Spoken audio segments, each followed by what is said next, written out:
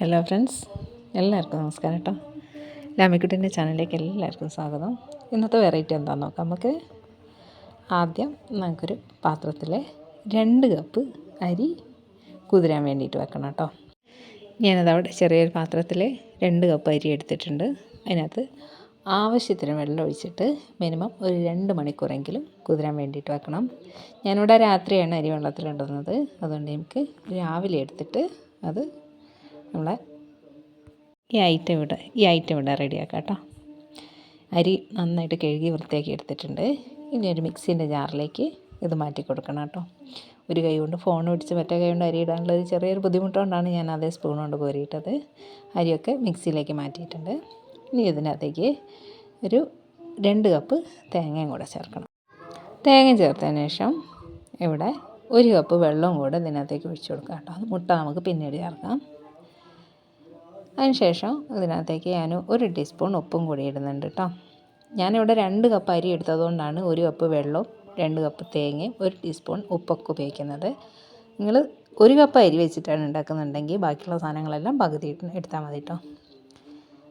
ആദ്യം എടുത്തതൊക്കെ നന്നായിട്ട് മിക്സിയിലൊന്ന് അരച്ചെടുത്തിട്ടുണ്ട്. അതിനുശേഷം അതിനകത്തേക്ക് 1 കപ്പും കൂടെ വെള്ളം ഒഴിച്ചു 2 മുട്ട പൊട്ടിച്ചിട്ട് അതും കൂടെ ഇതിനകത്തേക്ക് ഇട്ട് കൊടുക്കണം കേട്ടോ. മുട്ടയും കൂടെ ചേർത്തതിന് ശേഷം ഇത് നന്നായിട്ട് മിക്സ് ആവാൻ പാകത്തിന് ഒന്ന് അടിച്ചെടുക്കണം. ഒരുപാട് അടിക്കുകയൊന്നും വേണ്ട, ജസ്റ്റ് ഇതെല്ലാം കൂടെ ഒന്ന് മിക്സ് ആവാൻ പാകത്തിന് ഒന്ന് അടിച്ചെടുത്താൽ മതി. അതിന് ശേഷം വലിയ കണ്ണുള്ള ഒരു അരിപ്പ എടുത്തിട്ട് ഇത് നമുക്ക് എന്താക്കണം, നന്നായിട്ടൊന്ന് അരിച്ചും കൂടി എടുക്കണം കേട്ടോ. തരി ഉണ്ടെങ്കിൽ അതൊന്ന് മാറിക്കിട്ടാൻ വേണ്ടിയിട്ടാണ്. കാരണം നമ്മൾ ഉണ്ടാക്കുന്ന ഈ ഒരു ഐറ്റം എന്ന് പറയുന്നത് വളരെ സോഫ്റ്റ് ആയിട്ടുള്ളൊരു സാധനമാണ് കേട്ടോ. ഞാനിവിടെ ഈ അരിച്ചെടുത്ത മാവ് വലിയ കണ്ണുള്ള അരിപ്പയിലേക്ക് ഒഴിച്ചിട്ട് നന്നായിട്ടൊന്ന് അരിച്ചെടുക്കുന്നുണ്ട്. അരിച്ചെടുത്തതിന് ശേഷം ഒരു കപ്പും കൂടെ വെള്ളം ഉപയോഗിച്ചിട്ട് ഇതൊന്ന് എന്താക്കണോ, ഈ അരിപ്പേൻ്റെ മേലെ ഒന്നും കൂടെ ഒഴിച്ചിട്ട് ജസ്റ്റ് ഒന്നും കൂടെ ഒന്ന് അരിച്ചെടുക്കണം. അപ്പം ഞാൻ നന്നായിട്ട് അരിച്ച് വെള്ളമൊക്കെ ഒഴിച്ച് ഒന്നുകൂടെ അരിച്ചെടുത്തിട്ടുണ്ട്. ഇനി നമുക്ക് പാൻ അടുപ്പത്ത് വെച്ചിട്ട് ഒന്ന് ചൂടാവാൻ വേണ്ടി വെയിറ്റ് ചെയ്യാം.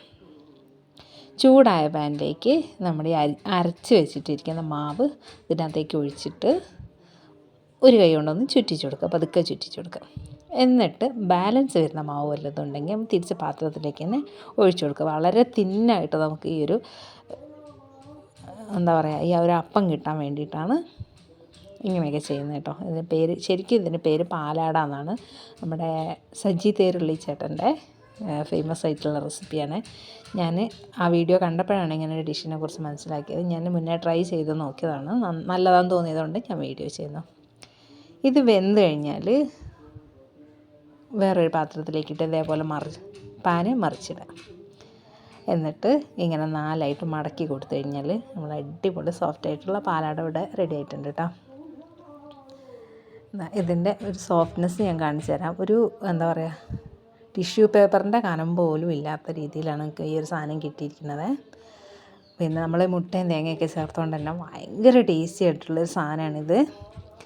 പിന്നെ ബ്രേക്ക്ഫാസ്റ്റിനാണെങ്കിലും നമുക്ക് വൈകിട്ട് കുട്ടികൾ സ്കൂളിൽ വരുമ്പോഴാണെങ്കിലും എപ്പോഴാണെങ്കിലും കൊടുക്കാൻ നല്ല അടിപൊളി ഐറ്റം കൂടിയാണ് കേട്ടോ. ഇതിൻ്റെ കൂടെ നമുക്ക് ഏത് കറിയും കൂട്ടി കഴിക്കാം. അപ്പം ഞാൻ ഇന്ന് ഇതിൻ്റെ കൂടെ മുട്ട റോസ്റ്റാണ് ഉണ്ടാക്കിയിരിക്കുന്നത്. നമുക്ക് പാച്ചിക്കറി വേണമെങ്കിൽ അതെടുക്കാം. ചിക്കനോ മട്ടണോ മീനോ വെജോ എന്തും ഇതിന് കൂടെ പോകുന്ന റൈറ്റാണ് കേട്ടോ. നല്ല അടിപൊളി ടേസ്റ്റുള്ളൊരു സാധനം കൂടിയാണ്.